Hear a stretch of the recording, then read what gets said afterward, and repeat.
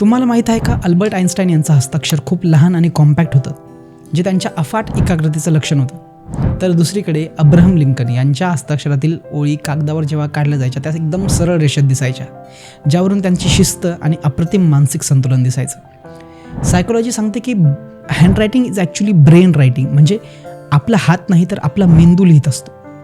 मग जर मेंदूमध्ये काही बदल झाला किंवा मनावर प्रचंड ताण आला तर खरंच माणसाचं हस्ताक्षर बदलतं का?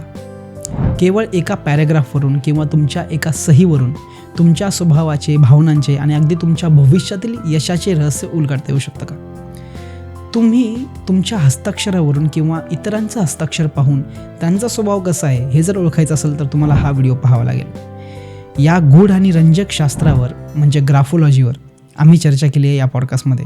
सुप्रसिद्ध ग्राफोलॉजिस्ट, माइंडसेट कोच आणि अन्विन तारा ट्रेनिंग सेंटरच्या फाउंडर, हस्ताक्षराच्या आणि सिग्नेचरच्या माध्यमातून हजारो लोकांचं आयुष्य त्यांनी बदललं आहे अशा डॉक्टर सायली राणे वैद्य यांच्यासोबत. टेलिपॅथी, वास्तू या विषयातील सुद्धा तज्ज्ञ आहेत. पूर्ण व्हिडिओ पहा आमच्या टॅप पॉडकास्ट या चॅनलवर.